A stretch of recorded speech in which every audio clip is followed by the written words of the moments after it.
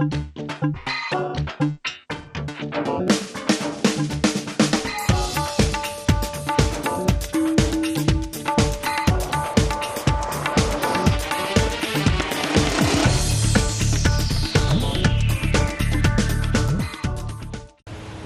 बहुत स्वागत है आप सभी का हमारी खास पेशकश जीना इसी का नाम में। और एक बार फिर से आज हमारे साथ मौजूद हैं हमारे guest doctor Rajesh Sharma ji. Doctor Rajesh Sharma ji, आपका बहुत स्वागत है IND24 में। और हमेशा की तरह डॉक्टर राजेश शर्मा जी हमारे दर्शकों को न केवल मोटिवेट करते हैं बल्कि सेल्फ बिल्ड चार्ज भी करते हैं ताकि वो अपने जीवन में आ रही कठिनाइयों का सामना कर सकें। सर, आज ऐसी एक कठिनाई लेकर हम आपके सामने आए हैं। लोग कहते हैं कि मुझे मेरे काम में मन नहीं लग रहा, मैं गलती से ऐसी जगह आ गया हूँ, करे जा रहा हूँ। स्वयं को जानने का एक तरीका कहने में ये बड़ा आसान लगता है, लेकिन है बड़ी बात जी। सबसे पहले तो IND24 के दर्शकों को बहुत प्यार भरा नमस्कार। और एक भैया जो हमारे युवाओं को जो आपने बताया कि अपने आप को जाने कैसे कि वो कहाँ पे है, आंकलन की बात कर रहे हैं। यदि हम जो है सेल्फ एनालिसिस की बात कर रहे हैं या अपने आप को, तो सवाल सबसे बड़ा ये है कि जानने की ज़रूरत क्या है। मैं विवेक भाई आपसे एक प्रश्न करता हूँ कि आपकी वैल्यू कौन लगाता है? आप स्वयं लगाते हो या समाज लगाता है? समाज लगाता है। जी जी, बिल्कुल बिल्कुल समाज लगाता बिल्कुल है ना। इसीलिए बोलते हैं समाज एक दर्पण होता है। समाज एक दर्पण होता है जिसमें हम अपना प्रतिबिंब देखते हैं और हमें पता चलता है कि हम क्या हैं। ये समाज है, ये जिस सोसाइटी में हम रहते हैं वो सोसाइटी आपका मूल्य लगाती है। ये सोसाइटी बताती है। अगर आप एक अच्छे बांसुरी वादक हैं, आप अकेले बांसुरी बजाते रहिए, आपको कोई सुनने वाला नहीं है, तो आप कैसी बजा रहे हो बांसुरी, ये तुलनात्मक कोई अगर मापदंड नहीं है तो आपको पता नहीं चलेगा कि आप हो कहाँ पे। लेकिन समाज जो है, जब आपके सामने बहुत से श्रोतागण हैं और उन्होंने एक से ज़्यादा लोगों को बांसुरी बजाते हुए सुना है, तो वो मूल्यांकन करेंगे कि आप कैसे बांसुरी वादक हो। आप पहले नंबर के हो, 10 बांसुरी वादक हैं यदि, तो जो श्रोतागणों की जो टीम है, जो वहाँ पे जो फाइनलिस्ट बैठे हुए हैं, जो निर्णायक बैठे हुए हैं, जो एम्पायर बैठे हुए हैं, वही तो बताएंगे आपको कि आप नंबर 1, नंबर 2, नंबर 3। तो यहाँ पे सवाल ये उठता है कि मैं कैसा हूँ, इसका मूल्यांकन जो है समाज करता है। और यही सबसे बड़ी क्रूरता भी है, यही सबसे बड़ी दुविधा भी है। यहाँ पे ये होता है कि जब एक छात्र जो है जब परीक्षा देता है, तो परीक्षा देते समय उसका जो आंकलन करते हैं वो कितने नंबर लेगा वो खुद थोड़ा बताता है। उसके सामने तो प्रश्न आया हुआ है, उसके सामने एक ऐसी समस्या है, एक ऐसा प्रश्न है जिसके केवल उसको उत्तर देने हैं।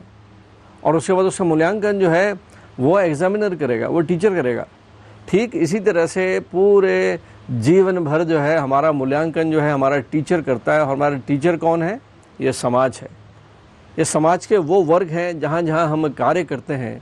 जैसे घर में सबसे पहले बच्चा जो है शैशवावस्था में आता है, बड़ा होता है, बड़ा होने के बाद में KG1 KG2 में जाता है, तो वो 2 जगह पे काम करता है। एक तो उसका घर है और एक उसका विद्यालय है। उसका दोनों जगह पे फिर उसका मूल्यांकन होता है कि बच्चा घर में, परिवार में कैसा बड़ा हो रहा है। और उसके बाद जो है वो स्कूल में, छोटे स्कूल में उसका जो परफॉर्मेंस है। इसलिए हमारे स्कूलों में PTM होती है। जब भी कभी 15 दिन, महीने में एक बार या 2 महीने एक बार जो पेरेंट टीचर मीटिंग होती है। पेरेंट टीचर मीटिंग का क्या औचित्य है? उसका औचित्य केवल इतना ही है कि आपका जो बच्चा है वो स्कूल में 2 महीने 3 महीने जितना भी रहा, उसका एक मूल्यांकन जो है टीचर ने आपके समक्ष बताया। क्योंकि वो बच्चा तो घर में आपके साथ रह रहा है, तो उसका आंकलन करके उसका बताते हैं कि बच्चा जो है ज़्यादा बोलता है क्लास में, कम बोलता है क्लास में। इसके लिए एक रास्ता प्रशस्त करते हैं, वो पेरेंट को बताते हैं इसे घर में इस तरह से व्यवहार करें। वो बच्चा जब बड़ा होने के बाद में जब कॉलेज में जाता है, तो कॉलेज में उसका मूल्यांकन उससे साथी करते हैं और उसके विद्यालय का वो परीक्षा करती है। वो जब ग्रेजुएशन के बाद बाहर निकलता है, जब वो नौकरी की तलाश में निकलता है, तो उसका मूल्यांकन कौन करता है?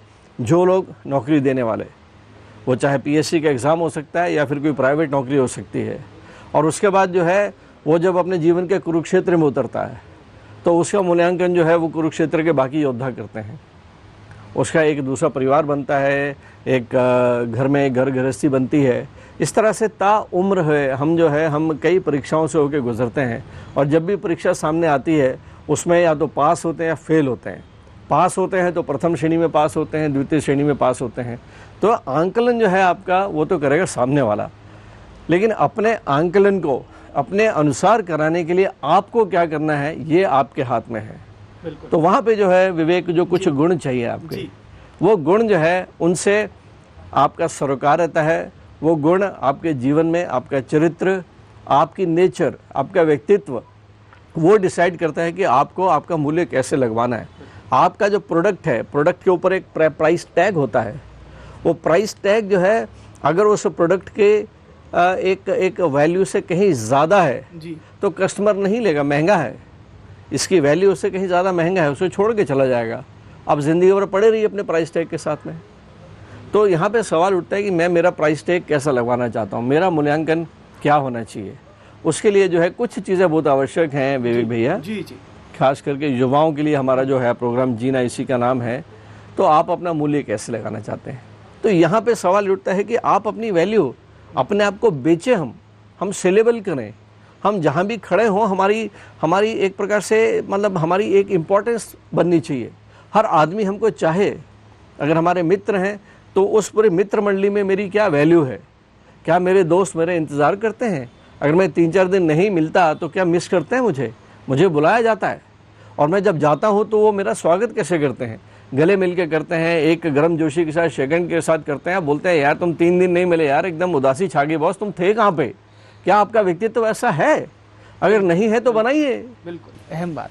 डॉक्टर साहब, एक सवाल जरूर मैं आपसे पूछना चाहूँगा। आजकल एक चीज़ बिल्कुल समाज में वायरस की तरह फैल गई है। लोग कहते हैं मैं गलत प्रोफेशन में आ गया, मैं गलत जगह आ गया, मेरा पोटेंशियल यहाँ नहीं लग रहा है, मेरा असली पोटेंशियल वहाँ है, मेरे साथ डेस्टिनी ने ये किया वो किया, सोसाइटी ने न्याय नहीं किया। ये चीज़ क्या वाकई में होती है? क्या 90% लोग जो पोटेंशियल उनका होता है वहाँ पर वो जॉब नहीं कर पाते, काम नहीं कर पाते? बिल्कुल होता है विवेक का, आपका ये कहना ये बिल्कुल सही है कि मनचाहा जॉब मिलता है नहीं मिलता है, ये मेरे हाथ में आंशिक रूप से तो होता है। लेकिन ये शब्द कहना कि जीवन में जो मैंने चाहा वो मिला नहीं, मैं निराश हो गया, ये मुझे उस दिन तो समझ में आता है जिस दिन आपके जीवन का अंतिम दिन हो, अंतिम क्षण हो। आपने पूरा जीवन जी लिया, अब आगे जीवन बचा नहीं है, आपको पता है कि इसके बाद आपका जीवन नहीं है। यहाँ बैठ के आप जो है ये कह सकते हैं कि पूरा जीवन जो है मैं केवल इंतज़ार में रहा, प्रतीक्षा में रहा कि मैंने जो चाहा, मैंने जो लक्ष्य निर्धारित किया था वो लक्ष्य की प्राप्ति नहीं हो पाई मुझे। लेकिन अगर एक 25, 26, 27, 28, 30 साल का युवा है, अभी उसने अपना जीवन शुरू ही किया है, तो उसे तो कहने का हक ही नहीं है ये। और ये बात तो सही है बिल्कुल कि हर किसी को नहीं मिलता यहाँ प्यार ज़िंदगी में, ऐसे ही हर किसी को नहीं मिलता यहाँ पे व्यवहार ज़िंदगी में, व्यापार ज़िंदगी में, अपना लक्ष्य। लेकिन इसका मतलब ये नहीं है कि वो आपका आखिरी दिन हो गया। ये तो ज़िंदगी है और यही तो मूल्यांकन है आपका। जब आपको पता है कि आपकी जो योग्यता है, आपकी जो एलिजिबिलिटी है, उसके अनुसार अगर आपको नहीं मिला और आप प्रयास करते हो सच्चे मन से और उस पर भरोसा है, तो ये मान के चलना चाहिए कि अभी वक्त आने वाला है, ईश्वर ने आपके लिए कुछ और बेहतर सोच रखा है। अगर यहाँ पे अगर पेशेंस नहीं है, अगर आपके पास धीरज नहीं है, धैर्य नहीं है, इसी धैर्य की तो परीक्षा लेता है ऊपर वाला इसी धैर्य की परीक्षा लेता है कि हे मनुष्य, मैं देखूँ तुझमें धीरज है कि नहीं, तुझे मुझ में विश्वास है कि नहीं। और जिनको विश्वास होता है उनके जीवन में ज़रूर आता है। सवाल केवल यह है कि सार्थक और सात्विक कर्म करते रहना सेवा भाव के साथ में, ये बहुत आवश्यक है। और आप मेहनत करिए ना, आपके हाथ में है क्या? आपके हाथ में वो लक्ष्य पाना खुद ब खुद आपकी गोद में नहीं आने वाला। आपके हाथ में जो है मेहनत आपके हाथ में है, अनुशासन आपके हाथ में, पंक्चुअलिटी आपके हाथ में है, टाइम मैनेजमेंट आपके हाथ में है, अपना नॉलेज गेन करना आपके हाथ में है, और आपके हाथ में ही बुरी आदतें, बुरी संगत, समय खराब करना, ये सारा भी आपके हाथ में है। अब सवाल तो ये उठता है कि चूज़ किसको करना है। अगर आप अपने लक्ष्य पे जाना चाहते हैं, जो आप चाहते हैं कि जहाँ मैं हूँ वो मेरे लिए नहीं बना, यही तो योग कहलाता है। योग केवल आसन और हाथ मरोड़ के उठना बैठना नहीं है। जी। योग केवल वही है कि आप वर्तमान स्थिति में जहाँ पे हैं और वहाँ से आपके लक्ष्य क्या है उसकी प्राप्ति करना ही योग है। मैं अक्सर बोलता हूँ विवेक जी, जैसे छात्र हैं, छात्रों के लिए योग क्या है? आपका पूर्ण लक्ष्य क्या है? 100 में 100 नंबर लाना। आपको 100 में 60 आए, 70 आए, अर्थात 70 में कितना योग करें कि वो पूर्ण लक्ष्य की प्राप्ति हो, 30 नंबर। तो आपके लिए जो योग है वो 30 नंबर है। जिसके 60 नंबर आए हैं उसके लिए योग 40 नंबर का है। जिसके 100 में 100 आए उसको योग की आवश्यकता नहीं है, वो ऑलरेडी योग में है। तो ये जो कहना है कभी निराश नहीं होना चाहिए। ये निराशा का सेंटेंस है कि मैं जो चाहता हूँ वो मुझे नहीं मिलता, मेरी डेस्टिनेशन को रोने वाला नहीं, रोना नहीं कभी भी। आप हमेशा नेपोलियन बोनापार्ट का वो एग्जाम्पल याद करिए, वो जब कई बार हारने के बाद में छुपा बैठा है जीवन में और उसके बाद वो मकड़ी को देखता है कि 7 बार नीचे गिरी और 7 बार उठ के गई। सवाल उठता है बाउंस बैक होना, बाउंस बैक होना, फिर से उठना, उठ के लड़ना, यही योद्धाओं की और यही जो सफल होते हैं उनकी निशानी है विवेक। बिल्कुल, बिल्कुल। एक और मेरा सवाल है सर, चूंकि हम लोग चर्चा इसी विषय पर कर रहे हैं, स्वयं को कैसे पहचाने, व्यक्ति कैसे खुद को जान सकता है, कैसे वो समझ सकता है कि वो एक अच्छा पेंटर बनेगा, कैसे वो समझ सकता है कि वो एक अच्छा मूर्तिकार बनेगा, वो एक अच्छा डॉक्टर बनेगा, इंजीनियर बनेगा, ये कैसे वो पहचान सकता है? इसका बड़ा छोटा सा फार्मूला है कि केवल और केवल आपका वर्तमान क्षण है जी, इसके प्रति आप ईमानदार हो गया। आप इस वर्तमान क्षण को सदुपयोग में ला रहे हो आप, या इस वर्तमान क्षण को दुरुपयोग में ला रहे हो आप। देखिए 2 चीज़ें हैं। एक टाइम मैनेजमेंट का एक क्वाड्रेंट है, बहुत सुंदर है। हम अपने जीवन की जो एक्टिविटी करते हैं उसको हम 4 हिस्सों में बांटते हैं। 4 हिस्सों में किस तरह से बांटते हैं? एक एक्टिविटी होती है मोस्ट अर्जेंट मोस्ट इम्पॉर्टेंट, एक एक्टिविटी होती है most urgent but not important, और एक होती है नॉट अर्जेंट नॉट इम्पॉर्टेंट, और दूसरी जो होती है वो होती है most important but not urgent. सवाल यहाँ पे ये उठता है, बहुत ही सुंदर, जो लोग भी आगे बढ़ते हैं, जितने लीडर्स हुए हैं, जितने सक्सेसफुल बिजनेसमैन हुए हैं, ये सारे के सारे लोग जो है इस वर्तमान एक्टिविटी में वो इस एक्टिविटी को अपने उस लक्ष्य के साथ जोड़ के देखते हैं हमेशा कि आप इस वक्त क्या वो क्रिया में बिजी हैं जो आपको अपने लक्ष्य की तरफ लेके जाता है। मसलन मेरे को उदाहरण के तौर पे भोपाल से दिल्ली जाना है, किसी भी क्षेत्र में बात करते हैं, भोपाल से दिल्ली जाना है। यदि मैं भोपाल से चला, भोपाल से चलते समय दिल्ली मेरे लक्ष्य है, तो हर पल मैं अपने लक्ष्य की तरफ बढ़ रहा हूँ कि नहीं बढ़ रहा हूँ, इसके लिए मुझे हमेशा देखना पड़ेगा कि पहला स्टेशन विदिशा आना चाहिए, 50 किलोमीटर पे विदिशा है, 1 घंटे में आ जाना चाहिए। तो मेरा बड़ा लक्ष्य दिल्ली है, लेकिन उसके जो छोटे लक्ष्य हैं उनको मेरे को बांट के देखने का है कि मैं 1 घंटा तो चल गया, 1 घंटा चल के 50 किलोमीटर भी मैंने पूरा कर लिया, विदिशा तो आया नहीं। अगर मुझे 1 घंटे में पता चल जाता है कि भाई विदिशा आया नहीं, इसका मतलब यह है कि मैं कहीं गलत रास्ते पे जा रहा हूँ। इसी तरीके से विवेक भैया जी, हमको हमारा जो बड़ा लक्ष्य है उसको छोटे लक्ष्यों में बांटना चाहिए। Long term goal, short term goal, और शॉर्ट टर्म गोल के बाद भी करते करते जो है वर्तमान में इस क्षण पे मुझे क्या करने का है, ये मुझे इसका चेतना होनी चाहिए। अगर ये चेतना है, अगर आपको पता है, तो आप जब सुबह उठते हैं, जब सुबह उठने के बाद में आज का दिन शुरुआत करते हैं ईश्वर के चरणों में एक बार वंदन करके, तो टू डू लिस्ट, आज का दिन क्या करना है, अगर आपके पास में है ही लिस्ट, तो उसके बाद सफलता तो आपके कदम चूमेगी ही चूमेगी। निराश होने की कोई बात ही नहीं है भैया, निराश होने की कोई ज़रूरत नहीं है। और वाकई में हम डॉक्टर साहब के खजाने से वो चीज़ें भी आप तक पहुंचाते हैं। मतलब खजाना केवल वो नहीं होता, तिजोरी में पैसा रखा है, सिर्फ वो खजाना नहीं है, असली खजाना यहाँ होता है, और शास्त्रों में भी लिखा गया है इसका कोई हरण नहीं कर सकता।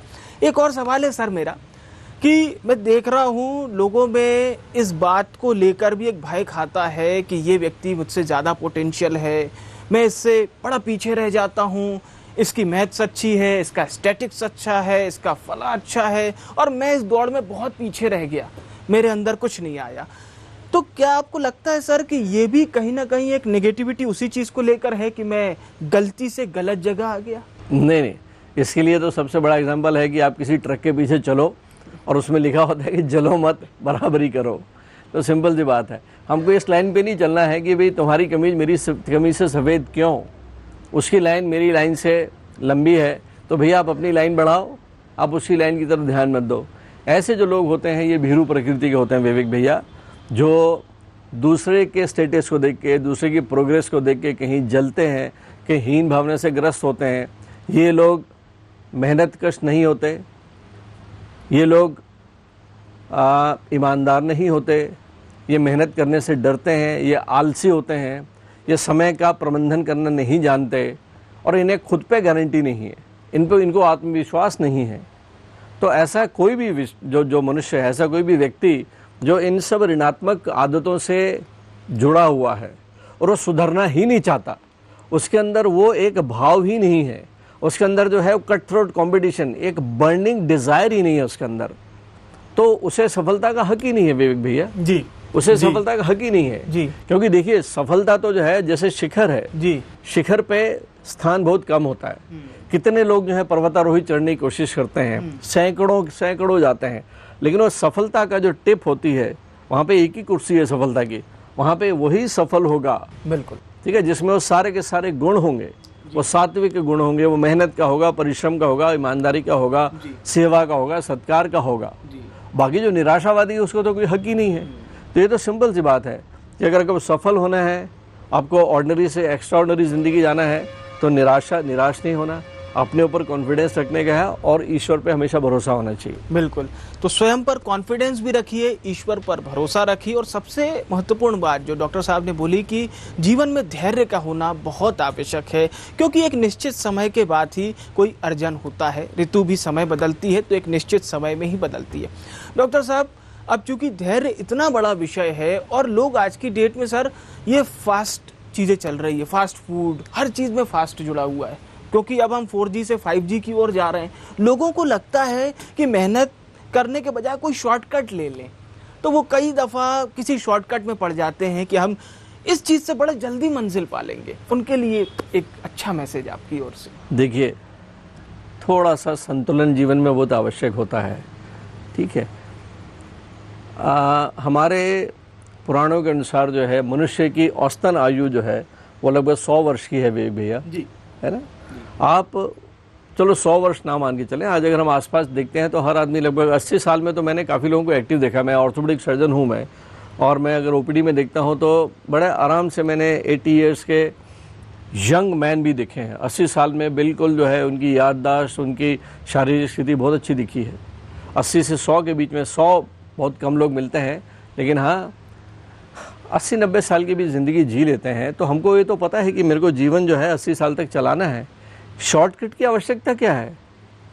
मेरे को मालूम है कि मैं बात करता हूँ विवेक भैया कि लड़का है, ठीक है, लड़का है, युवावस्था कब आती है? युवावस्था सर सामान्यतः हम 18 के बाद 18 को साल हम बोल देते हैं युवावस्था। ये मूछे दाढ़ी कब आ जाती है? 15-16 के बाद। 15-16 के बाद में, जी, है ना? जी। अब ये शॉर्टकट में अगर 4 साल में आपको दाढ़ी और मूछे आ जाए तो कैसा लगेगा? ये अहम बात आपने बोली। तो मैं ये कहना चाहूंगा कि क्या जरूरत है, वक्त से पहले पानी की आवश्यकता क्या है, वक्त से पहले बूढ़े होने की आवश्यकता क्या है? भाई आपको 80-90 साल तक एक शानदार खूबसूरत जिंदगी जीनी है तो आप समय के अनुसार जियो ना। आप प्रकृति के नियमों को देखो, आपके हाथ में क्या है। बस शॉर्टकट चोर लोग करते हैं जो बहुत जल्दी अमीर होना चाहते हैं, दूसरे की जेब काटना चाहते हैं, जो घूस लेके पैसा कमाना चाहते हैं। आप ऐसा बनना चाहते हो क्या? नहीं, कोई आवश्यकता नहीं है शॉर्टकट की, और ना ही फास्ट फूड की। ये फास्ट फूड का ही दुष्परिणाम है जो आज की डेट में ओबेसिटी, डायबिटीज, डिप्रेशन, ये आज की डेट में साइंस तो इसका जो है बिल्कुल त्याग करने को बोलती है। फॉरेन कंट्रीज में देखें तो ये जो फास्ट फूड की चीज़ें हैं इस पर इतना ज़्यादा रिसर्च होने के बाद में पता चलता है कि बच्चों में इतनी बीमारियां आ चुकी हैं फास्ट फूड के कारण में। ठीक है, यदा कदा ठीक है, 15 दिन 20 दिन में एक बार चटकारा लेने के लिए आप जो है ये स्वाद के लिए आप अपने आप को पेश कर सकते हो खाने के सामने, लेकिन रोज़ फास्ट फूड ये तो आपके जीवन में जो है दीमक लगा देता है भैया। बहुत अहम बात और बहुत अहम डिस्कशन भी हमारा लगातार जारी है डॉक्टर साहब से। शुरुआत हमारी हुई थी कि स्वयं को कैसे पहचाने, और देखिए सर मुझे वाकई में कई दफ़ा लगता है कि व्यक्ति स्वयं को पहचानने में बहुत समय लगा देता है। वो जैसे एक बड़ी अच्छी कहावत है कि कस्तूरी मृग के पास ही रहती है, लेकिन रोज वो दौड़ करता है उस खुशबू के लिए। वो कहाँ से आ रही है? क्या मनुष्य भी इसी दौड़ का एक हिस्सा है? मनुष्य शायद उससे भी ज़्यादा बेवकूफ़ है। मनुष्य जो है उससे भी ज़्यादा बेवकूफ़ है। हमारे वेदों में कहा गया है कि अहम ब्रह्मास्मि। ऐसा ही कहा गया है कि मैं ही ब्रह्म हूँ। वे भी आप इसका अर्थ समझते हो आप? अहम ब्रह्मास्मि। अहम ब्रह्मास्मि जी। कि मैं ही ब्रह्म हूँ, अर्थात जिसने सृष्टि बनाई, जिसने कायनात बनाई, जिसने सब चीज़ें बनाई, उसी का तो अंश हूँ मैं।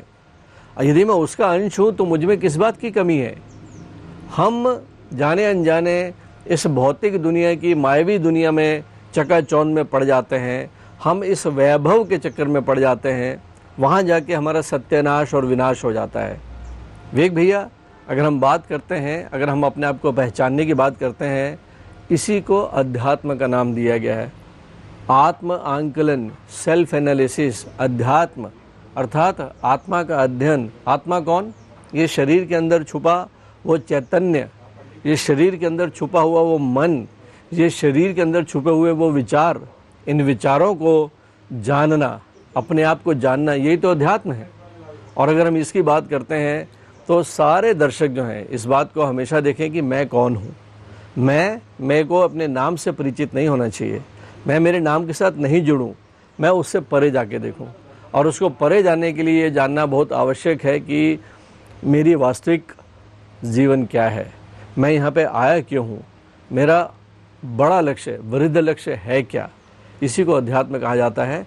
और इसके लिए हमेशा जो है एक प्रकार से एक इंथुसियाज्म, एक उत्सुकता, एक क्यूरियोसिटी बनी रहनी चाहिए कि मेरी जो क्षमता है वो अपार क्षमता है, वो अनंत क्षमता है। उस क्षमता की पहचान करना बहुत आवश्यक है। बिल्कुल बिल्कुल, बहुत अहम बात आपने कही सर।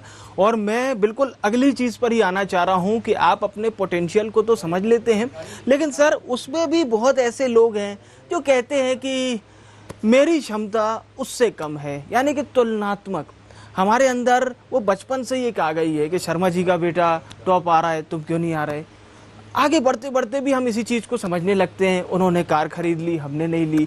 तो ये तुलनात्मक अध्ययन क्या हमारे घर परिवेश में, सोसाइटी में, स्कूल में, कॉलेज में बच्चे पर डाल दिया जाता है और इसी को वो आगे भी उसका समझ लीजिए निर्वहन करता है। इससे कैसे बचे हुए? मैं इस बात के फेवर में नहीं हूँ मैं विवेक भैया, कि जहाँ पे एक अपरिपक्व बच्चा, ऐसा बालक जो अभी जीवन में आगे बढ़ रहा है, ये उसके समक्ष जो है कोई तुलनात्मक पहलू रखना कि वो गुप्ता जी का बच्चा जो है तुमसे ज़्यादा नंबर लेता है, वो अग्रवाल जी का बच्चा तुमसे ज़्यादा नंबर लेता है, ये वो उम्र नहीं है। लेकिन मैं इसके साथ ये भी नहीं कहता कि तुलना नहीं करनी चाहिए। देखिए, ये जो जीवन है हमारा, ये जीवन जो है ये हमेशा एक रिलेटिविटी से ही आगे बढ़ता है जी। अगर दिन है तो दिन को दिन समझने के लिए रात की आवश्यकता है। अगर कोई अमीर है तो उसे अमीर समझने के लिए एक गरीब का आवश्यक, खट्टा मीठा, है ना। ये सारी की सारी चीज़ें जो हैं ये एक प्रकार से तुलनात्मक हैं, तो उसका अर्थ समझने के लिए तुलना करना आवश्यक है। लेकिन यहाँ पे जो है मोटिवेशन क्या है, अगर ये एक पॉजिटिव मोटिवेशन के रूप में आता है, यदि कि देखिए यार वो कमज़ोर होते हुए भी वो बच्चा कितना होनहार है, उसके पास साधन विहीन है, फिर भी बच्चा जो अपनी मेहनत के बलबूते पे आगे बढ़ता बेटा, उससे एग्जाम्पल लो। ये एक पॉजिटिव तुलनात्मक होगी, ठीक है। और ये सेम चीज़ वही बताइए आपने कि बेटा आप कहाँ पे हो। आप अपने जब बच्चे से बात करते हो, आप उसको एहसास दिलाना चाहते हो कि वो कहाँ पे है, उसे कहाँ होना चाहिए। इसलिए उदाहरण के रूप में हम उसके सामने उदाहरण रखते हैं कि देखो सामने वाला बच्चा कहाँ है। तो मेरा अभिभावक जो है, पेरेंट्स से भी मेरा हाथ जोड़ के विनम्र निवेदन है कि बच्चे को किसी भी प्रकार के कॉम्प्लेक्स मत डालिए, इन्फिनिटी ऑफ कॉम्प्लेक्स मत डालिए आप विवेक जी। ये जो चीज़ें हैं कि जब हम बात करते हैं ये उसका बेटा, इसका बेटा, तो अंदर ही अंदर जो है एक इन्फिनिटी ऑफ कॉम्प्लेक्स तो भाव शुरू होता ही होता है। लेकिन इसके साथ जो है सबकॉन्शियस माइंड में उस बच्चे के प्रति जो है एक ईर्ष्या का भाव जरूर पैदा हो जाता है। तो ये जो है आपके व्यक्तित्व में एक प्रकार से एक नेगेटिविटी पैदा करता है। और यही वो बीज हैं जो छोटी उम्र में अगर आ जाते हैं तो जीवन भर के लिए वो एक आदत बन जाते हैं। और ईर्ष्या करना जो है इसका अंततः जो असर है, इसका डेट्रीमेंटल इफेक्ट खुद के शरीर पर पड़ता है। यदि हम किसी के साथ में किसी से जलते हैं, किसी से ईर्ष्या करते हैं, किसी से नफरत करते हैं, इससे सामने वाला को तो कुछ नहीं बिगड़ता, लेकिन आपके शरीर में जो है एक तनाव जरूर पैदा होता है जो अल्टीमेटली विकार का कारण बनता है। तो बच्चे को आगे बढ़ाने के लिए जो है आप थोड़ा सा और गहराई में जाके और भीतर भाव से देखिए कि कारण क्या है, बच्चे का मन क्यों नहीं लग रहा है पढ़ने में। और इसके अगर बैकग्राउंड में जाएंगे, इसके आधार में जाएंगे तो उसको कहीं ना कहीं पता चल जाएगा कि बच्चा जो है वो किसी और तरफ उसका झुकाव है, आप इसे हाँक के कहीं और ले जाना चाहते हो। ये छोटी छोटी चीज़ें हैं जो पेरेंट्स और बच्चे के बीच में मिस होती हैं। बिल्कुल। तो यहाँ पे ये बहुत इंपॉर्टेंट है कि बच्चे को जो है आप किसी और का एग्जाम्पल ना देके थोड़ा सा समय देके उस बच्चे के आसपास की परिस्थितियाँ देखें, थोड़ा सा गूढ़ अध्ययन करें कि बच्चा उठता है तो एक्टिविटी क्या करता है, बच्चा बाहर जाता है तो धीरे से देखें कि वो किन से मिलता है, उसका मन क्यों नहीं लग रहा, उसमें डिस्ट्रैक्शन क्या है। तो आसानी से पता चल जाएगा कि बच्चा जो है आपके मनमाफिक रिजल्ट क्यों नहीं आ रहा है। बिल्कुल बिल्कुल, ये बहुत अहम कड़ी आपने डॉक्टर साहब बताई। और निश्चित तौर पे लोगों को भी ये बात समझनी होगी कि आखिर किस तरह से जो रोज़ाना की हमारी ज़िंदगी है उसमें इतना तनाव हो रहा है, उसको कैसे हैंडल करें। आज हमने यही जानने की कोशिश की कि किस तरह से आप स्वयं के व्यक्तित्व को निखार सकते हैं खुद को पहचान के। डॉक्टर राजेश शर्मा जी जो हमेशा जीना इसी का नाम है कहते हैं और आपको भी कहते हैं कि जीते रहिए, मस्त रहिए, किसी भी तरह का तनाव मत रखिए। बहुत बहुत धन्यवाद डॉक्टर साहब, नमस्कार आपका।